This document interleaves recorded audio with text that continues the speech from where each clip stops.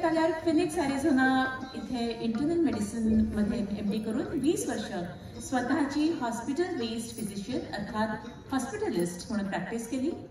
2020 साली त्यांनी palliative care मध्ये युनिव्हर्सिटी ऑफ अॅरिझोना मधून फेलोशिप केली आणि आता त्या एका स्थानिक हॉस्पिस आणि पॅलिएटिव्ह केअर सर्व्हिसच्या मेडिकल डिरेक्टर आहेत.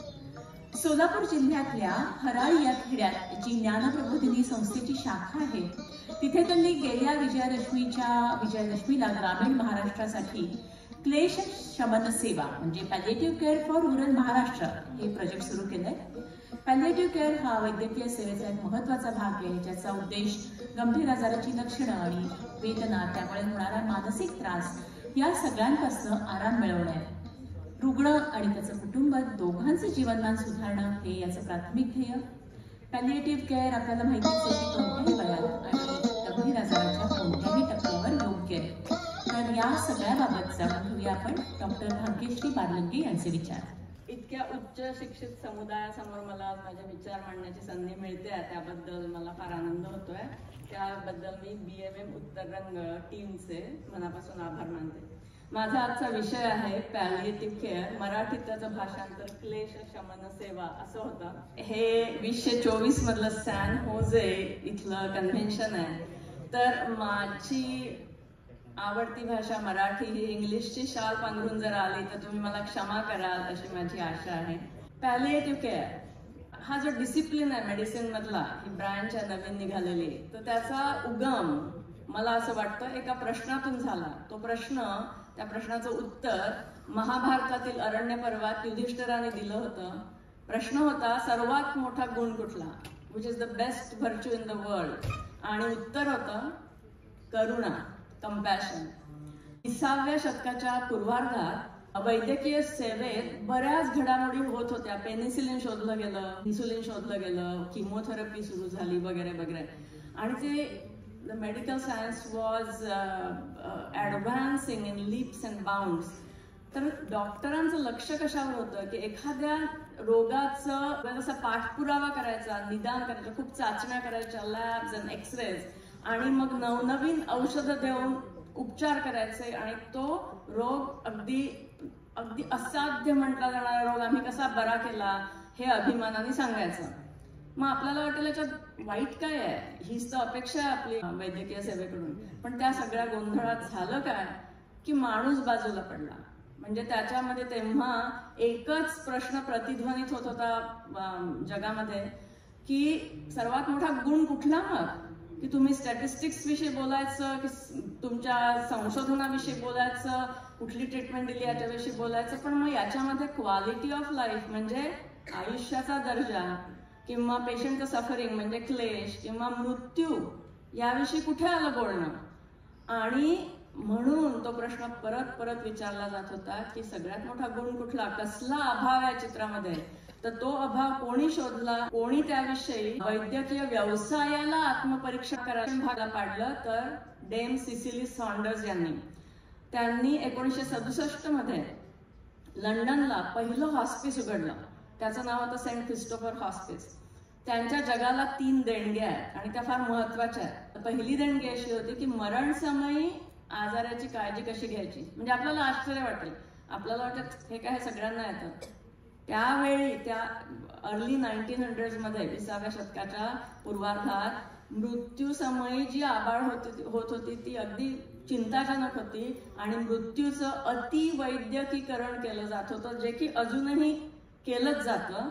आणि ह्या 2 गोष्टी डेम सिसिली सॉन्डर्सच्या लक्षात आल्या. तर त्या हॉस्पिसमध्ये पहिली गोष्ट शिकवली जायची, मरण समयी जी आबाळ होते ती कशी होऊ द्यायची नाही, कशी आजारी माणसाची काळजी घ्यायची. दुसरी गोष्ट होती ती खूप मोठी संकल्पना त्यांनी मांडली जी टोटल पेनची, म्हणजे समग्र वेदना. समग्र वेदना म्हणजे काय की वेदना म्हटलं की आपल्याला शारीरिक दुखणंच आठवतं. तर त्यांचं म्हणणं होतं की वेदना ही नुसती शारीरिक नसून त्याला अनेक आवरणं असतात. There are so many layers, psychological म्हणजे मानसिक, सामाजिक आणि आध्यात्मिक. तर ह्या सगळ्या पातळ्यांवर आपण पेशंटला ट्रीट केलं नाही तर आपण we are not good doctors or nurses. आणि तिसरी आणि माझ्या दृष्टीने इंटर्निस्ट म्हणून तर खूप महत्वाची गोष्ट अशी, मॉर्फिनचा वापर त्या काळामध्ये मॉर्फिन दिलं जायचं तर ते एका मिक्सचरमधून, त्याच्यामध्ये कोकेन आणि अल्कोहोल असायचं आणि त्याचा थोडा वेळ उपयोग व्हायचा वेदनाशमनासाठी, पण त्यानंतर त्याचे दुष्परिणाम खूप व्हायचे. तर त्यांनी काय सुचवलं की या मिश्रणातून मॉर्फिन वेगळं काढा आणि ते अगदी ठराविक प्रमाणात ठराविक वेळेला आजारी लोकांना द्या. आणि त्या हॉस्पिसमध्ये सायंटिफिक एक्सपेरिमेंट्स केले गेले आणि त्याच्यातून त्यांनी ठरवलं की अगदी कमी प्रमाणात जेव्हा मॉर्फिन असं दिलं जातं तर तेव्हा व्यसनाचा दुष्परिणाम ठरतो आणि मॉर्फिनचे जे साईड इफेक्ट्स होतात ते पण अतिशय कमी होतात. तर हे जग शिकलं त्यांच्याकडून ह्या 3 गोष्टी. त्यानंतर काय झालं की डॉक्टर बॉल्फर माउंट फ्रॉम कॅनडा, अक्षरशः त्यांनी हॉस्पिसची दीक्षा घेतली असं म्हणावं लागेल. त्यांनी विचार केला त्याविषयी की ही संकल्पना, याची व्याप्ती फार मोठी आहे. त्या लोकांना प्रदीर्घ आजार आहेत आणि जे लोक मरत पण नाही आहेत पण जगत पण नाही आहेत चांगले, अशा लोकांसाठी वापरली पाहिजे. म्हणून त्यांनी पहिला पॅलिएटिव्ह केअर वॉर्ड सुरू केला रॉयल व्हिक्टोरिया हॉस्पिटल ऑफ मॉन्ट्रियलमध्ये आणि ते वर्ष होतं 1974. तर त्यावेळी palliative care service was synonymous with hospice care, बरं का. आणि त्यामुळे इतकं कन्फ्युजन निर्माण झालं. मग पुढे काय झालं की पुढे हॉस्पिस वेगळं झालं आणि पॅलिएटिव्ह केअर वेगळी झाली फॉर लॉजिस्टिकल पर्पजेस. पण असं झालं की ते करुणेचं बीज, वैद्यकीय सेवा होती, त्याच्या शेतात पडलं, ते रुजलं आणि त्याचा जो एक कोंब निघाला त्याच्यातून 2 पानं फुटली हॉस्पिस आणि पॅलिएटिव्ह केअरची. तर त्यांना जी चेतना मिळते ती त्या करुणेच्या बीजातूनच. तर म्हणून तो गोंधळ अजूनही लोकांच्या मनात आहे. तर डॉक्टर बॉल्फर माउंटनी पॅलिएटिव्ह केअर हे शब्द समुच्चय आहे, तर ही coined that phrase palliative care आणि मग ते हळूहळू वेगळं व्हायला लागलं. तर palliative care for chronic progressive illnesses आहे, बॉल्फर माउंटने आपल्याला शिकवलं. तर पॅलिएटिव्ह केअर कन्सल्टिंग हॉस्पिटल, तर समजा आता तुम्ही उत्तर अमेरिकेतील कुठल्याही हॉस्पिटलमध्ये बसलेले आहात, तुमची कुटुंबातली व्यक्ती दाखल झालेली आहे, ऍडमिट झालेली आहे त्या हॉस्पिटलमध्ये आणि पॅलिएटिव्ह केअरची टीम तुमच्या रूममध्ये येते. तर तुमच्या मनात काय विचार येतील, तुम्ही काय प्रश्न विचारायचे, ते तुम्हाला काय प्रश्न विचारतील हे मी तुम्हाला सांगते. लोकांना भीती वाटते. सगळ्यात पहिल्यांदा पॅलिएटिव्ह केअरची कॉन्सल्ट केली म्हणजे अरे बापरे आता काय करायचं, म्हणजे माझी प्रिय व्यक्ती आता मरते असं त्यांना वाटतं. Actually that is not the case, कळलं का. म्हणजे patient could be on the medical floor, patient is doing well, patient could be going home in couple of days, that's not a problem. पण ती का बरं कॉल केली, जर तुम्हाला ते कळलं नसेल ती का बरं कॉल केली, तर you should talk to the hospital doctor. तर generally there are 3 reasons why the palliative care consult is called. First thing is, suppose the patient has come in with pneumonia. 2 दिवस IV antibiotics दिले, 3ऱ्या दिवशी माणूस घरी चाललाय, पण तो pneumonia कशामुळे झाला, तर पेशंट हॅड ऍस्पिरेशन न्यूमोनिया, त्यांना गिळता येत नाहीये त्यामुळे त्यांना तो न्यूमोनिया होत आहे. So the palliative care consult is being called for the underlying disorder which could be a neurological disorder like Parkinson disease, dementia etcetera. आणि म्हणून ती केली त्या व्यक्तीसाठी त्यावेळी केलेली अतिशय उचित अशी ती कॉन्सल्ट आहे. Serious chronic progressive illnesses, life limiting illnesses, असा म्हणजे तुम्ही WHO वेबसाईटवर जा किंवा मेडिकेअरच्या, तर लाईफ लिमिटिंग इलनेसेस असा शब्द प्रयोग केला जातो. लाईफ लिमिटिंगचा अर्थ काय आहे, not only quantity but the quality of life has also diminished. So quality of life म्हणजे काय की त्या माणसाला आता त्याला जे आवडतं होतं किंवा ज्याची गरज होती त्या गोष्टी त्याला करता येत नाहीये, की त्याला त्याच्या जॉबवर जाता येत नाही, पैसे कमवता येत नाही, कम्प्युटरवर काम करता येत नाही, त्याला गिटार नाही वाजवता येत, व्हॉट एव्हर. तर quality of life has diminished. आणि सगळ्यात शेवटचं कारण जे आहे ते अतिशय महत्वाचं, goals of care, discussion of goals of care. तर गोल्स ऑफ केअरचा काय प्रॉब्लेम असतो, कधी येतो तो प्रॉब्लेम, तर patient is in ICU, patient is on ventilator, patient is 85 years old, has advance dementia आणि पेशंटच्या फॅमिलीला कळत नाही की आता काय करायचं, काढायचं का, काढणं हे चूक राहील का, व्हेंटिलेटरवरून जाऊ द्यायचं काय पेशंटला, किंवा there is a sudden death, काही वय काही असू द्या, but there is brain death. आणि again there is lot of confusion आणि patient family is overwhelm with decision making.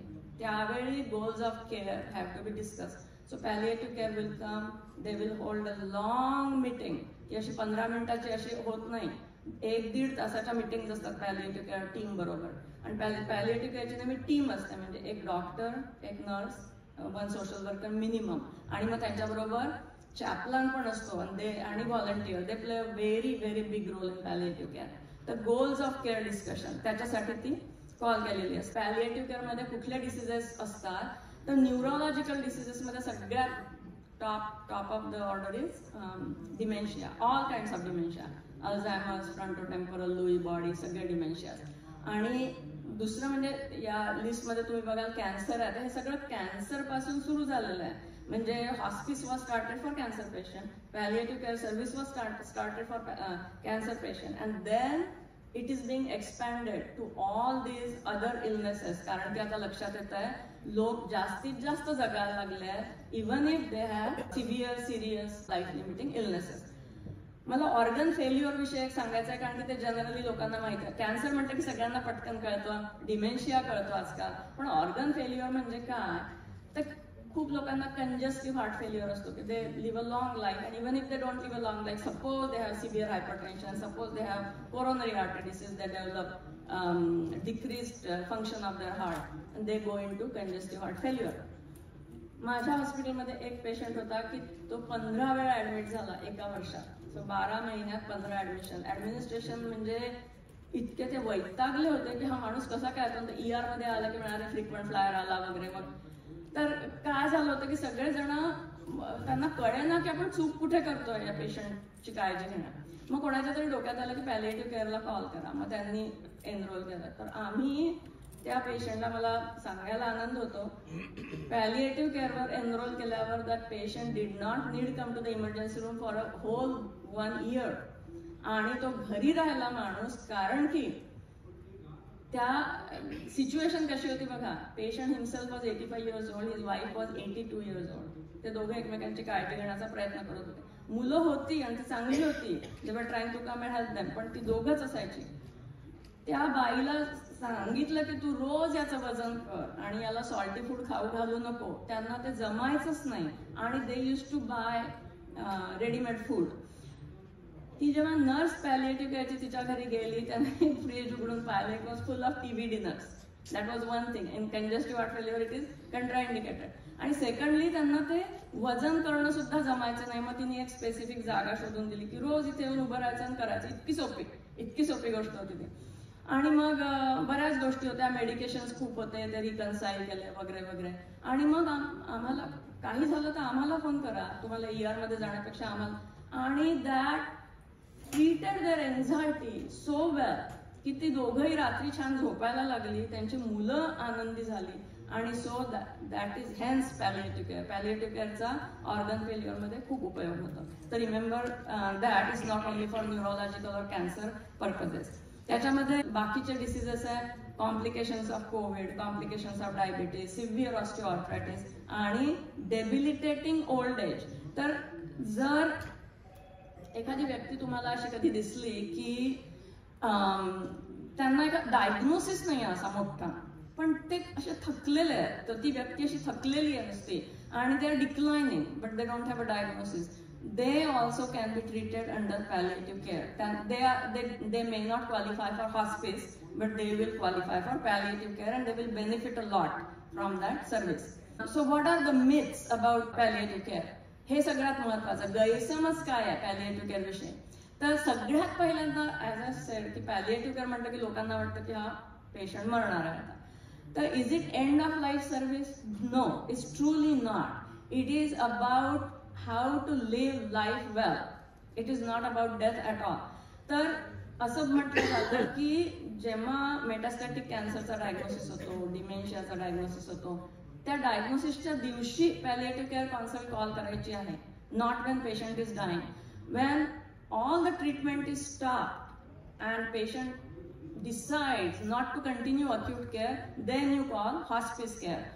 Palliative care given at the end of life is called hospice care. So it's palliative care continuously until death actually. Okay.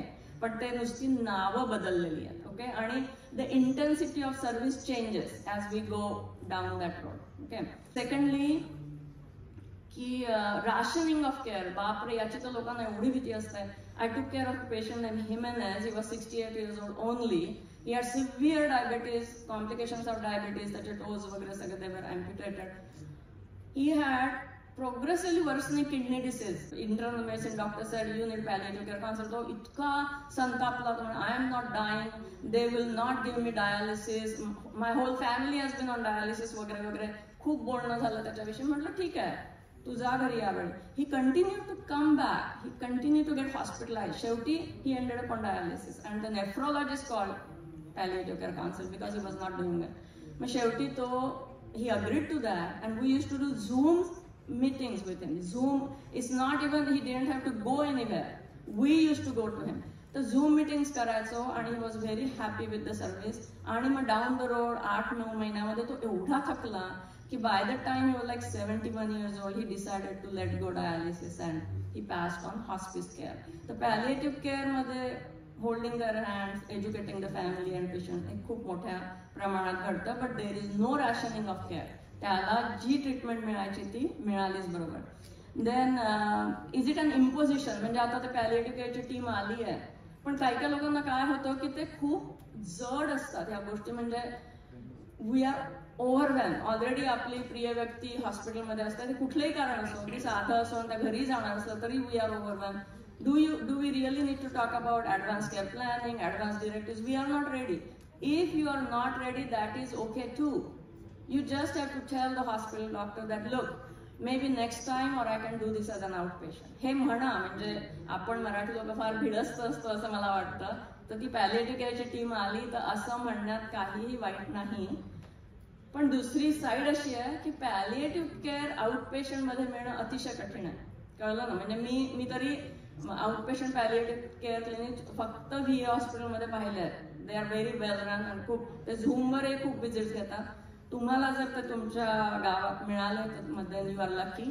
Otherwise if you are getting palliative care council in the hospital, take it passively. म्हणजे जर तुमची तयारी नसली तरी ऐकून घ्या त्यांना काय म्हणायचं आहे.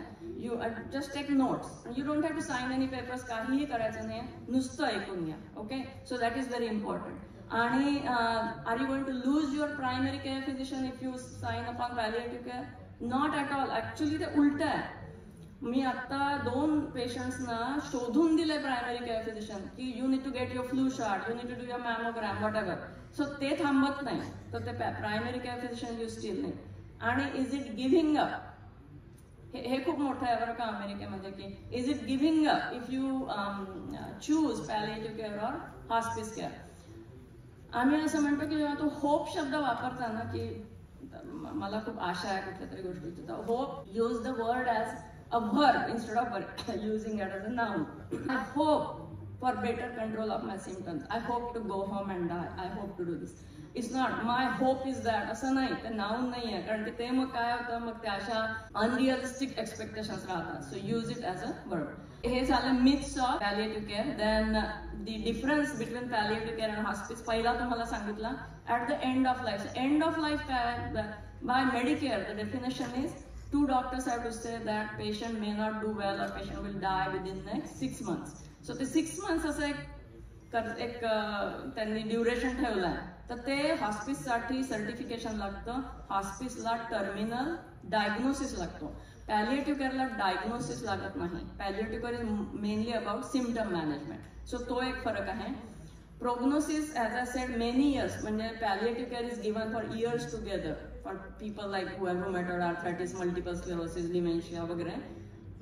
Hospice is only for last 6 months of life. Place खूप लोक म्हणतात की अरे नाही आम्हाला नाही हॉस्पिटलला वगैरे जायचं, आम्हाला आमचं घर सोडून जायचं नाही कुठे. तर it's a service. It is given anywhere wherever the patient would go. Okay, हे महत्वाचं आहे. तर it is not a place. Palliative care is not a place. Hospice is not a place. So it just a service. आणि the payment, मी तुम्हाला हे महत्वाचं मला सांगायचं आहे. मेडिकेअर हॅज हॉस्पिस बेनिफिट, म्हणजे ते फ्री आहे. 100% फ्री अंडर मेडिकेअर. पण palliative care is not free, at least yet, because they haven't figured it out how to separate it from other consultants किंवा इंटरनल मेडिसिनच्या व्हिजिट पासून किंवा even hospital payment has not been clearly documented by medicare yet. त्यांचं असं पत्रक निघालेलं नाही अजून. त्यामुळे जर तुम्हाला पॅलिएटिव्ह केअर इनपेशंट किंवा आउटपेशंट हवी असेल तर you as the social worker whether your insurance will pay for it. Okay, हे महत्वाचं. This is you must have seen this movie आहे King Lear by Shakespeare of course. Sir Laurence Olivier, हा पाहिला नसेल सिनेमा तर अगदी जरूर पहा, युट्यूबवर आहे. किंग लिअरला डिमेन्शिया झाला असतो, ऍडव्हान्स डिमेन्शिया. तो म्हणतो कोण आहे रे तिकडे, मला कोण सांगेल की मी कोण आहे. आणि यावेळी पॅलिएटिव्ह केअर कॉन्सल्ट कॉल करणं म्हणजे खूप उशीर झालेला आहे, कळलं ना. हे खूप आधी करायला पाहिजे, जेव्हा की they are awake and alert and they can make their own decisions. Bob hope तुम्हाला सगळ्यांना माहिती असेल, American comedian. I use this joke to break the ice. Bob Hope was asked one question by his wife actually. Bob, when you die, would you like to be cremated or buried? आणि Bob hope त्याने 1 second विचार केला आणि तो म्हणाला surprise मी. आणि तर जेव्हा मी बॉब होप म्हणतोय किंवा कमेडियन म्हणते, जोक हा शब्द म्हणते, जोक सांग, मग असा तो बर्फ अक्षरशः वितळायला लागतो माझ्यामधला आणि माझ्या पेशंट्स मधला. आणि आमचं संभाषण चांगलं होतं, म्हणजे त्यानंतर आमची थोडी मैत्री होते असं म्हणायला हरकत नाही. तर पॅलिएटिव्ह केअरचा डॉक्टर काय विचारेल तुम्हाला तुमच्या रूम मध्ये आल्यावर, तर तो पहिल्यांदा हे नाही विचारणार की are you having chest pain, are you having, that will come later. सगळ्यात पहिल्यांदा तो काय शोधेल की पाणी किती खोल आहे, what does the patient know about the his or her disease, what does the family know about it, आणि how this disease has affected their lives, patient lives आणि फॅमिलीच्या. असं नाही नुसतं पेशंट विषय, फॅमिलीचं सुद्धा, कारण की the family is going to take care of the patient, so you can not separate them. Okay, so हे 2 महत्वाचे प्रश्न ते विचारतील. आणि हे महत्वाचं काय याच्यात दिसत नाही, communication is the crux of palliative care. कम्युनिकेशनचा अर्थ काय आहे, संवाद कौशल्य. म्हणजे संवाद कौशल्यामध्ये काय असतं, माहितीची देवाणघेवाण. म्हणजे नुसतं डॉक्टर येऊन बोलतोय नाही, नुसतं पेशंट सांगतोय प्रश्नाचं नाही, ते दोघे एकमेकांशी बोलणार आहे. आणि मग they will come up with a plan of care which is patient centre. पेशंटला जे हवं आहे, पेशंटची ऑटोनॉमी सगळ्यात महत्वाची, पेशंटला जे हवं आहे किंवा मेडिकल पॉवर ऑफ अटर्नीला जे हवं आहे ते सगळं घडेल. तर ते communication skills are very important. The doctors who cannot do communication, they go to jail, palliative care jail.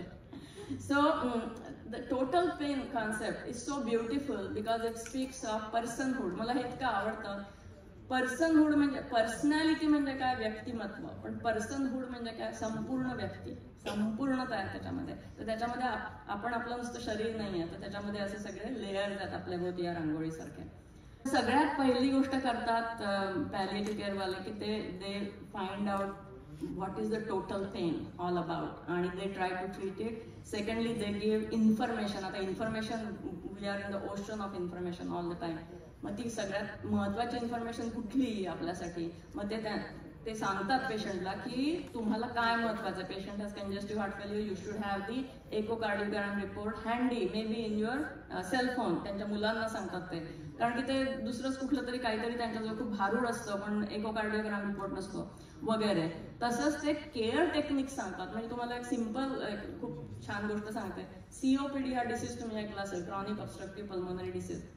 त्याच्यामध्ये एक पेशंट होता, त्याला रात्री झोपच यायची नाही आणि आम्ही काय त्याला द्यायचो, मेलॅटोनिन, लोराझेपॅम, ट्रॅझोडॉन वाटेल ते.